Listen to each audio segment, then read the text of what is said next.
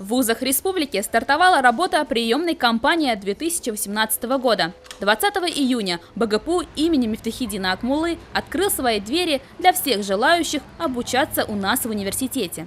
Первым абитуриентом этого года стала Алина Хазиева. Девушка поступает после бакалавриата в магистратуру. Раньше училась в БГУ, теперь хочет продолжить обучение у нас. Училась Алина на инженерно-технологическом факультете, теперь выбрала институт педагогики. Я хотела поступить на магистратуру, факультет институт педагогики, направление психолого-медико-педагогическое сопровождение дошкольных и школьного возраста.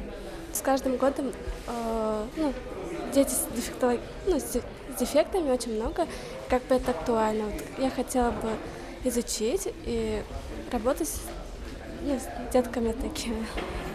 По словам Фиданиса Тимирханова, ответственного секретаря приемной комиссии БГПУ имени Мифтахиддина Акмуллы, каждый год большой интерес у абитуриентов вызывает такие направления подготовки, как лингвистика, русский язык и литература, иностранный язык, математика, дошкольное образование, биология, право и правоохранительная деятельность.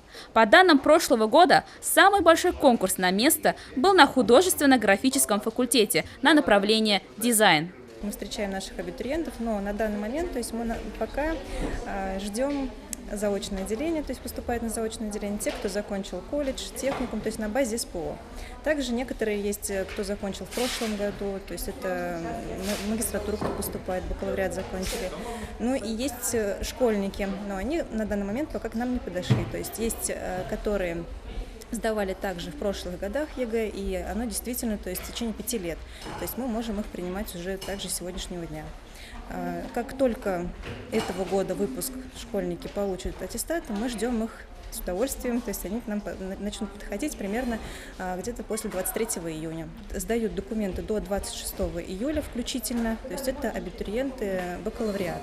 Магистратура у нас они до 18 июля сдают документы, и после чего уже начинаются вступительные испытания в нашем вузе.